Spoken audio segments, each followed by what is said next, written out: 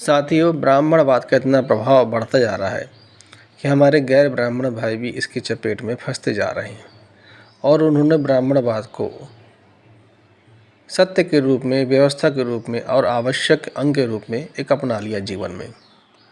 उन्हें लगता है कि यही धर्म है और यही सत्य है और ये सबके जीवन में होना चाहिए। अब ज़रा किसी गैर ब्राह्मण से पूछो, कोई सवर्ण भी है, सोनी है, गुप्ता है, ठाकुर है, उनसे पूछो कि भाई आपके बच्चे मंदिर के पुजारी क्यों नहीं बन सकते, क्या समस्या है? उनका जवाब सुन के आप दंग रह जाएंगे। उनमें से कुछ तो ये कहते हैं कि भाई बन सकते हैं, अगर योग्यता है तो उसके लिए पढ़ाई कर लो तो आप ही बन सकते हो। अब ज़रा उनसे पूछो कि मंदिर के पुजारी तो एक विशेष समाज के हैं, केवल ब्राह्मण समाज के हैं, बाकी तो न कोई सोनी समाज का है, न गुप्ता समाज का है, और ठाकुर के बहुत कम है। तो मतलब बाकी कोई होशियार है ही नहीं, योग्यता है नहीं किसी में। भाई योग्यता, आपने कहा योग्यता है तो बन सकते हैं, तो मतलब अभी से ब्राह्मण है तो सिर्फ ब्राह्मण में योग्यता है पुजारी बनने की, बाकी में नहीं है। और मुझे बताओ योग्यता आती कहाँ से? ये योग्यता आती है संस्कृत पाठशाला से। भाई चूँकि पूजा पाठ का जो विधान है वो संस्कृत में होता है, और संस्कृत पाठशाला में पढ़ता कौन है? आपके बच्चे पढ़ते हैं भाई, नहीं तो हाँ ब्राह्मण के बच्चे पढ़ते हैं। तो ब्राह्मण के बच्चे पढ़ेंगे तो पूजा पाठ करने के लिए, जो विधान करने के लिए योग्यता है वो तो ब्राह्मण के बच्चों में आएगी। और सोनी जी के, गुप्ता जी के, ठाकुर साहब के बच्चों में थोड़ी योग्यता आएगी, कोई अग्रवाल साहब के बच्चों की में थोड़ी योग्यता आएगी, नहीं आएगी। ओबीसी की बात भी करें तो पटेल में, विश्वकर्मा, रजक में, सेन में, कुशवाहा में ये योग्यता थोड़ी आएगी, क्योंकि योग्यता आएगी कब? जब संस्कृत पाठशाला में आपके बच्चे जाएंगे। और आपके बच्चे वहाँ जाने से रहे, उन्हें प्रवेश मिलेगा नहीं, तो आपके बच्चों में तो योग्यता आएगी ही नहीं। और जब वो लोग बोलते हैं ना कि योग्य हो तो पुजारी बन सकते हो, मतलब अगर गैर ब्राह्मण जाति का आदमी है तो उसको पहले योग्य होना पड़ेगा तब पुजारी बनेगा।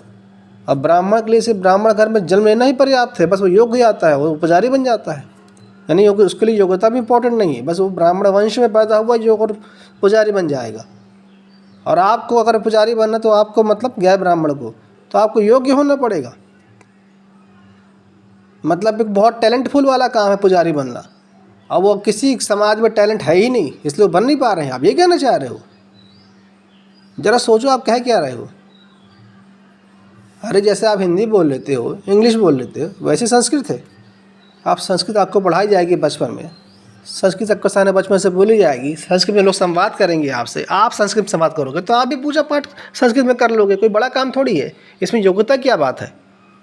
जब आप कहते हो कि योग्यता हो तो बन सकता है हमारा बेटा भी और आपका बेटा भी, तो ये बात आप ब्राह्मणों के लिए क्यों नहीं कहते हो? यानी आपको योग्य होना पड़ेगा पहले, तब आप बनोगे, और ब्राह्मण के बच्चों को योग्य नहीं होना पड़ेगा, बस ब्राह्मण का बच्चा रहेगा बन जाएगा।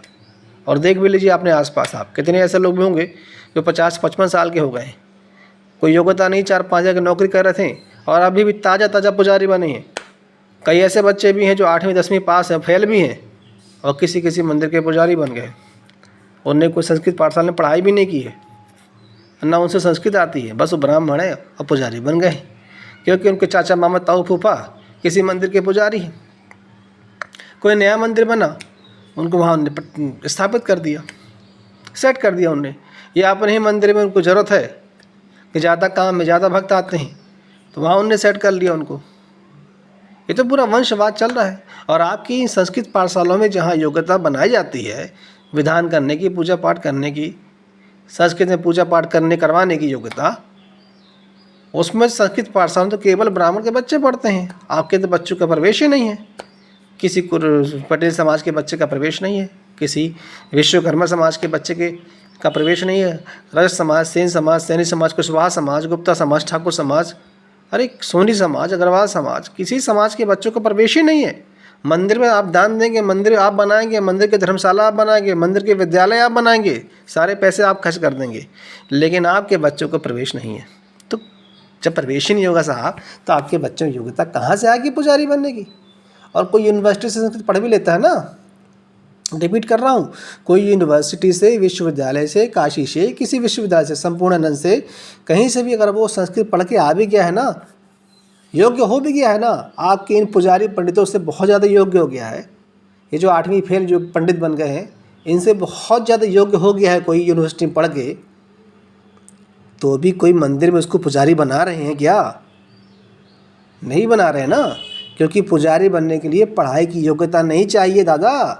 पुजारी बनने के लिए तो ब्राह्मण घर में पैदा होने की योग्यता होनी चाहिए, बस जो पैदा होगा ब्राह्मण के यहाँ बस वही बनेगा, नहीं तो उससे कोई योग्यता नहीं मानी जाएगी।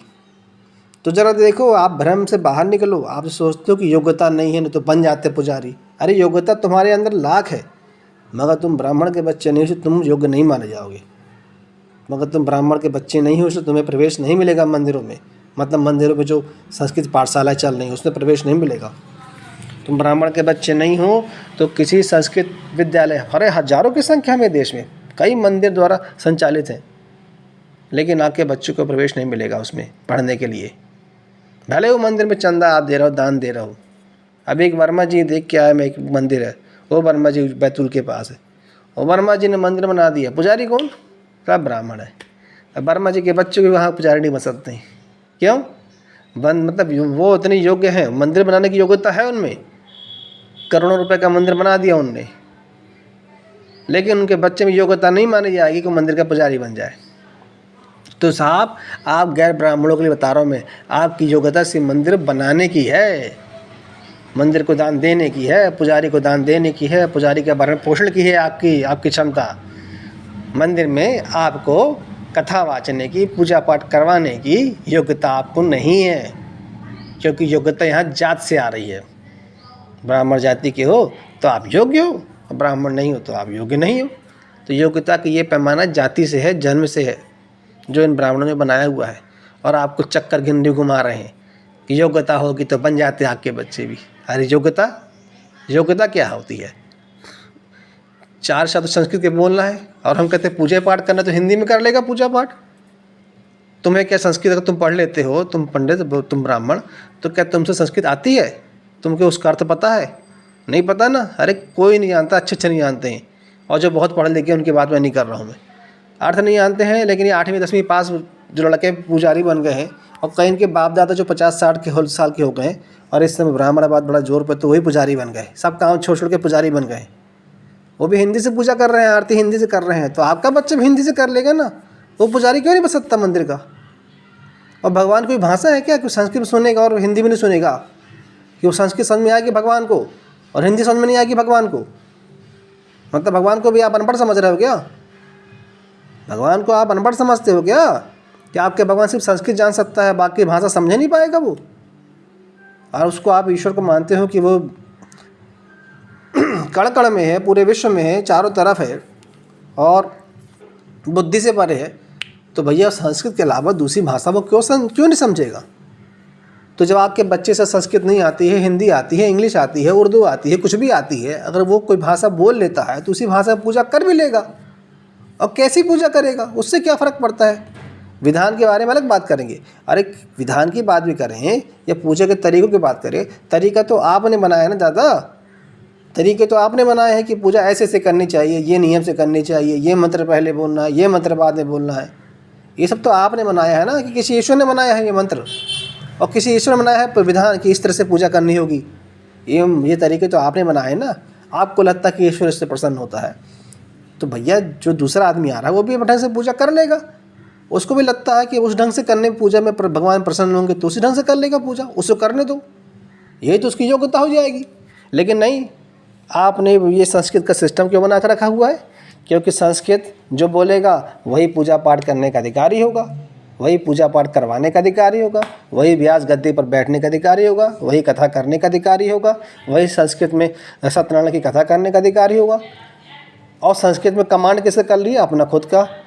आपने विद्यालय बनवा लिए सभी से, अग्रवाल से, गुप्ता से, सोहनी से, ठाकुर से, और खुद पुजारी बन के बैठ गए उन विद्यालयों में, और शिक्षक बन के बैठ गए, और दूसरे को प्रवेश देते नहीं हो। अब दूसरा प्रवेश पाएगा नहीं, उससे संस्कृत बनेगी नहीं, उसने विधान का भी सीखा नहीं है, तो फिर आप बोलोगे साहब आपके पास तो योग्यता नहीं है। योग्यता नहीं तो आपको हम प्रवेश देंगे नहीं, मंदिरों में पुजारी बनने के लिए काम देंगे नहीं। तो ये कोई योग्यता की बात थोड़ी समझ में आ रही, ये तो सिर्फ षड्यंत्र समझ में आ रहा है। ये तो षड्यंत्र है ना इन ब्राह्मणों का, इन पुजारियों का, इन पंडितों का, कि दूसरा हमारे सिस्टम में घुसने ही ना पाए। संस्कृत सीखने देंगे नहीं। संस्कृत सीख लेगा तो फिर ये रोज़गार की बात करेगा, पुजारी बनने की बात करेगा। तो इसको संस्कृत सीखने दो ही नहीं, संस्कृत पाठशाला में इसको प्रवेश दो ही नहीं। जहाँ विधान सिखाए जाते हैं, जहाँ पूजा पाठ सिखाई जाती है, वहाँ इसको प्रवेश दो ही नहीं, क्योंकि दोगे प्रवेश तो फिर हक अधिकार की बात करेगा। तो आपने तो एक पूरा का पूरा षड्यंत्र बना के रखा हुआ है कि गैर ब्राह्मण संस्कृत पाठशालाओं में न प्रवेश ले पाएँ। जब न रहेगा बाँस तो न बजेगी बाँसुरी। संस्कृत आएगी नहीं, विधान आएगा नहीं, पूजा पाठ आएगी नहीं, कैसे कराते हैं?